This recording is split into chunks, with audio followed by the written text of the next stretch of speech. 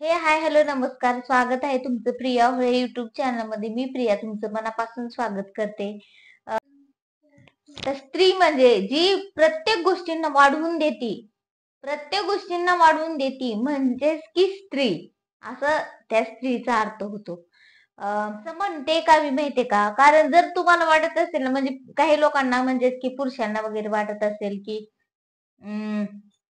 मुली ह्या मुलांपेक्षा श्रेष्ठ असू शकत नाहीत, पण त्यांच्यासाठीच हा व्हिडिओ आहे की मुली ह्या पुरुषांपेक्षा किंवा मुलांपेक्षा श्रेष्ठ असण्याची गरजच नाही, कारण ती स्वतःच एक जननी असते आणि ती एका पुरुषाला जन्म देते. म्हणजेच की ती आधीपासूनच एक श्रेष्ठ व्यक्तिमत्व असतं मुलींचं, कारण ती एका पुरुषाला जन्म देते आणि एका स्त्रीला सुद्धा ती जन्म देते. म्हणजेच की स्त्री, विस्तारिते स्त्री असं म्हणण्याचा उद्देश म्हणजे की स्त्री.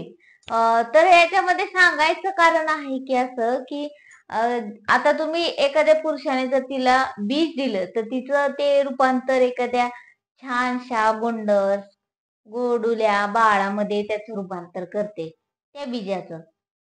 म्हणजे की तुम्ही जर पुरुषाने जर तिला भाजीपाला किंवा काहीही दिलं, घरामध्ये अन्नधान्य आणून दिलं, तर ती त्याचं वेगवेगळ्या व्यंजनांमध्ये पक्वानांमध्ये त्याचं रूपांतर करते. त्याचं चांगले जेवणामध्ये त्याचं रूपांतर करते. तिला जर पूर्णपणे स्त्रीला माहिती असतं की घर कसं ठेवलं पाहिजे आणि घराचं मंदिर कसं बनवलं पाहिजे, हे स्त्रीला कळतं चांगलं सगळ्यात जास्त. पुरुषाने जर तिला एक बीज दिलं तर ती त्याचं रूपांतर एका गोंडूस बाळामध्ये रूपांतर करते. आणि पुरुषाने जर तिला अन्न आणून दिलं तर त्या अन्नाचं ती वेगवेगळ्या व्यंजनांमध्ये विस्तार करून, म्हणजे की वेगवेगळे पदार्थ बनवून ते त्याला देऊ शकते. जर पुरुषाने जर तिला एक छोटस घर दिलं तर त्या घराचं महल कसं बनवायचं, म्हणजेच की त्या घराचा विस्तार महालासारखा कसा करायचा, ही फक्त आणि फक्त स्त्रीच करू शकते. आणि जर त्या स्त्रीला जर एक स्मित हास्य, एक गोड हास्य जर दिलं, घरातील कुणीही, सासू असो, सासरे असो, नंदा असो, भाऊजाई असो, किंवा घरातले इतर सदस्य असो, त्याचे स्वतःचे तिचा नवरा असो, कोणीही असो, तिला जर कुणी असं हसून जरी बघितलं ना, तर त्या स्मित हास्याचं रूपांतर, म्हणजे की त्या स्मित हास्यामुळे ती स्वतःला आयुष्यभर त्यांच्या सेवेमध्ये समर्पित करून टाकते. स्वतःचं आयुष्य ती पणाला लावून त्यांच्यासाठी तिचं आयुष्य ती घालवते त्यांच्या चरणात. हेतू हा की एक स्त्री आहे की जिच्यामध्ये एवढी विस्तार करण्याची क्षमता आहे.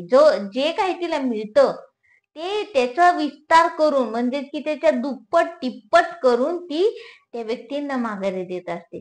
त्याचप्रमाणे जर चांगल्या गोष्टी तिला मिळाल्या, बरोबर आहे, जर चांगल्या गोष्टी तिला मिळाल्या, तिला मान सन्मान मिळाला, तर त्या गोष्टींचा सुद्धा विस्तार करून ती इतरांना देऊ शकते. म्हणजेच की तिला जर दुसऱ्यांनी मान दिला, सन्मान दिला, तर ती ही दुसऱ्यांचा त्याच्या डब्बल टिब्बल 10 पटीने त्यांचा मान सन्मान करेन आणि आयुष्यभर त्यांच्या सेवा करत राहीन. म्हणजेच की कोणीही असो, घरातला पती असो, सासू असो, सासरा असो, नंदा असो, कोणीही असो, अशा सगळ्यांसाठी दुपटीने त्यांच्यासाठी ती त्यांची सेवा करून तिचं कर्तव्य पार पाडते. आणि जर तिला अपमान तिचा कुणी केला किंवा तिला त्रास दिला किंवा तिला कुणी तिची निंदा केली किंवा तिला कुणी कचरा दिला, तर त्या कचऱ्याचा सुद्धा विस्तार करण्याची क्षमता आहे, त्या कचऱ्याचा सुद्धा विस्तार करण्याची क्षमता ही स्त्रीमध्ये असते.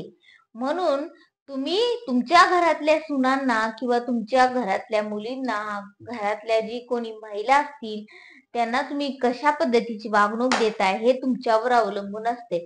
जर तुम्ही तिला चांगली वागणूक दिली तर ती नक्कीच तुम्हाला त्या गोष्टीचा विस्तार करून जास्त प्रमाणात ते तुम्हाला माघारी देणार आहे. म्हणजेच की तुम्ही जर तिला खुश ठेवलं तर ती आयुष्यभर तुम्हाला खुश ठेवणार आहे.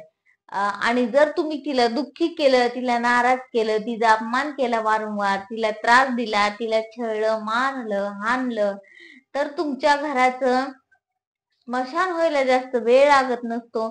त्यामुळे तुमच्या घरातली स्त्री ही नेहमी हसती खेळतीच राहिली पाहिजे. आणि या दसऱ्याच्या मुहूर्तावर मला सांगायचा हेतू हा आहे की स्त्रीची थोडक्यात व्याख्या करायला गेलं तर विस्तारित ते स्त्री म्हणजे की जिची विस्तार करण्याची क्षमता ही आधीपासूनच म्हणजे की सगळ्यांच्या पेक्षा जास्त आहे. ती प्रत्येक गोष्टीचा विस्तार हा दुपटीने तिपटीने करू शकते आणि 10 पटीने सुद्धा करू शकते. ज्या गोष्टी तिला मिळतात त्या गोष्टी ती डबल करून त्या माणसांना माघारी देत असते. मग तो आनंद असू द्या नाहीतर तो त्रास असू द्या.